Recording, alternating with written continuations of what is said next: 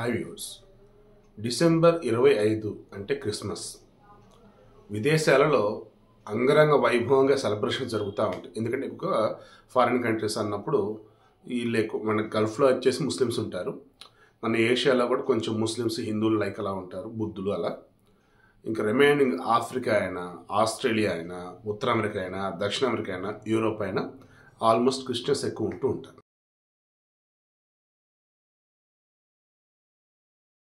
So celebrations and ఇంకొక 6 రోజులు పోతే న్యూ ఇయర్ జనవరి 1.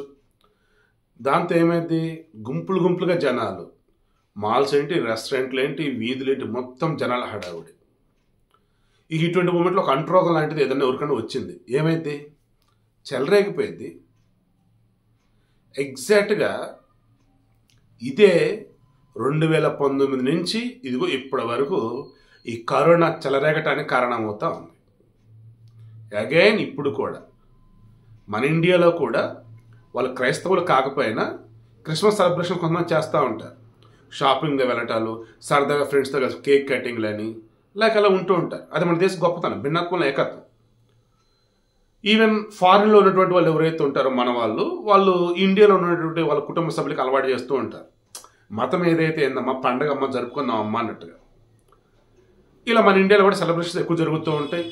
అండ్ అవునన్నా కాదన్నా మన సంక్రాంతికి సంబంధించి ఈ ఫెస్టివల్ ఆఫర్స్ షాపులు ఎంత ఉంటాయో తెలియదు, కానీ ఈ క్రిస్మస్కి కాదు, క్రిస్మస్కి ఎక్కువ ఆఫర్లనే ఉంటాయి పెద్ద పెద్ద మాల్స్లో, వాటిలో, వీటిలో. సో ఇటువంటి మూమెంట్లో ఏమవుతుంది, మన దగ్గర కూడా తండోపతండాలుగా జనాలు అటు ఇటు మూవ్ అవుతూనే ఉంటాయి. అండ్ ఈ క్రిస్మస్ నుంచి జనవరి 1 వరకు ఆల్మోస్ట్ ఇక ఫెస్టివల్ నడుస్తూ ఉంటుంది అనమాట జనాలకి.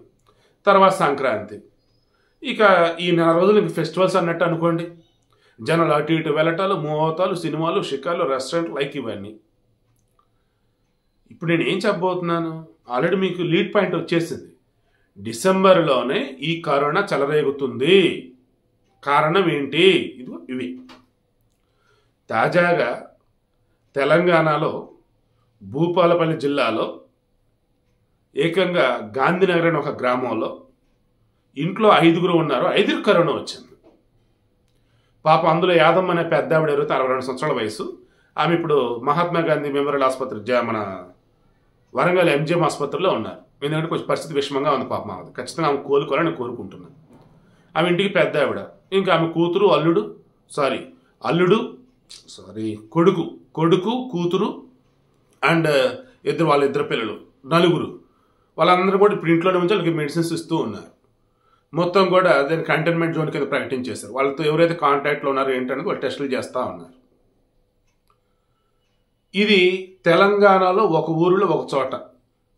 రిమైనింగ్ చోట్ల మొన్న వచ్చేసి నీలోఫర్లో ఒక బిడ్డకు వచ్చేసి, పసిబిడ్డకి కరోనా బయటపడింది. ఎలా, లంగ్స్ దగ్గర మొత్తం న్యూమోనియా టైప్ ఇబ్బంది పడుతూ ఉంటే ఆసుపత్రి ట్రీట్మెంట్ చేస్తున్నప్పుడు డౌట్ వచ్చి కోవిడ్ టెస్ట్ చేసి కోవిడ్ తేలింది.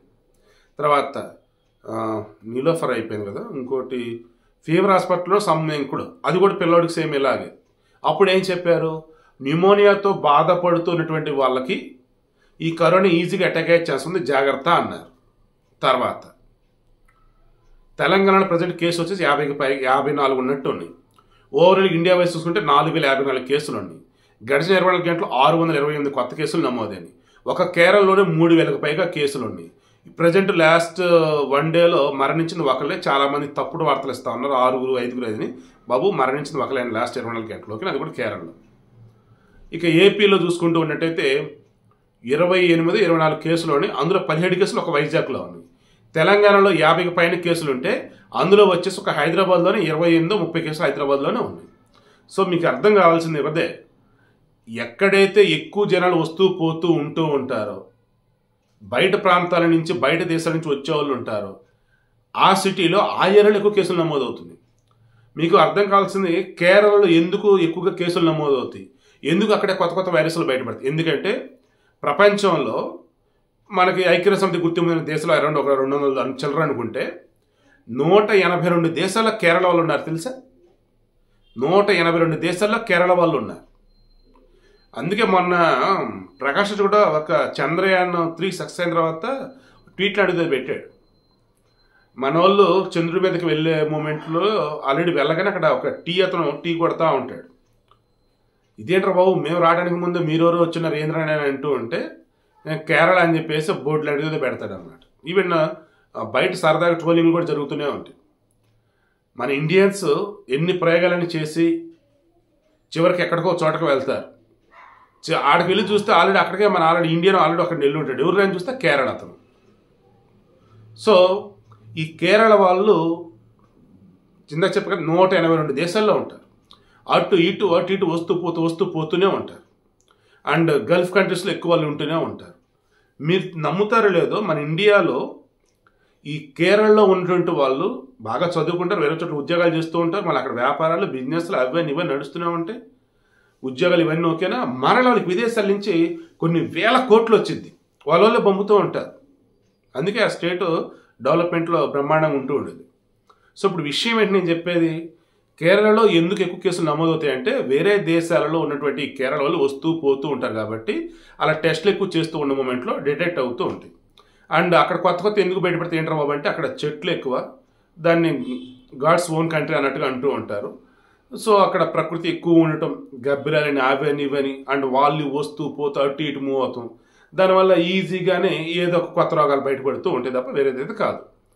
సో అక్కడ ఎక్కువ కేసులు ఎందుకు నమోదవుతున్నాయి అంటే ఎక్కువ టెస్టులు చేస్తారు. అక్కడ ఫారిన్ నుంచి రాగానే టెస్టులు చేయిస్తూ ఉంటారు. అండ్ అక్కడ ఆసుపత్రులు చాలా నీట్గా ఉంటాయి. సో చెకప్లు ఎక్కువ. ఏదైనా కొంచెం తేడా కూడా సరే వాళ్ళు నెగ్లెక్ట్ చేయరు, ఆసుపత్రికి వెళ్ళిపోతారు. దానివల్ల ఇక్కడ ఎక్కువ బయటపడుతుంటుంది. మిగతా చోట్ల ఉన్నా సరే బయటపడరు, ఎందుకంటే వాళ్ళు టెస్టులు చేయించుకురా ఏ మందులు నార్మల్ జ్వరంలో ట్యాబ్లెట్ వేసుకుంటూ ఉంటారు. ఈలోపు పక్కన అంటుకుంటూ ఉంటుంది. సో ఇప్పుడు ఈ కరోనాకి సంబంధించి డిసెంబర్ అనేది ఎందుకంటే చలికాలం మన దగ్గర, చలికాలం అండ్ స్టార్టింగ్ చెప్పినట్టుగా క్రిస్మస్ న్యూ ఇయర్ సెలబ్రేషన్ హడావడి. దీనివల్ల 2019లో ఆ చైనాలో కరోనా ఫస్ట్ వెలుగులు చూసింది 2019 డిసెంబర్లో. 2020లో వచ్చేటప్పటికి ఏంటి, ఆల్ఫా బీటా గామా 3 వేరియంట్లు 2020 డిసెంబర్లో చెలరెగ్గొట్టి, 2021 డిసెంబర్లో ఓమిక్రాను ఇంకా భయంకరమైన కొత్త వేరియంట్లు 2021 డిసెంబర్లో.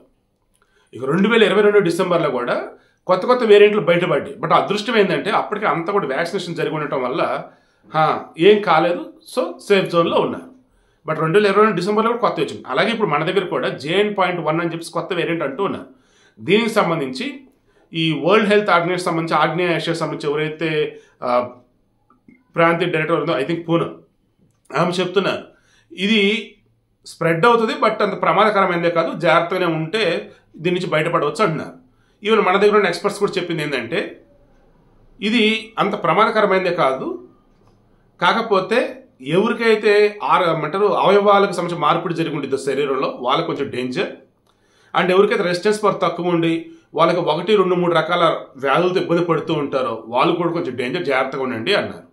సో బయటకు వెళ్ళేటప్పుడు మాస్క్ పెట్టుకొని వెళ్ళండి. అండ్ ఇతరులకు షేక్ హ్యాండ్లు ఇవ్వకుండా నమస్కారం పెట్టుకోండి. అండ్ గుంపులుగా ఎక్కడ ఉండకండి.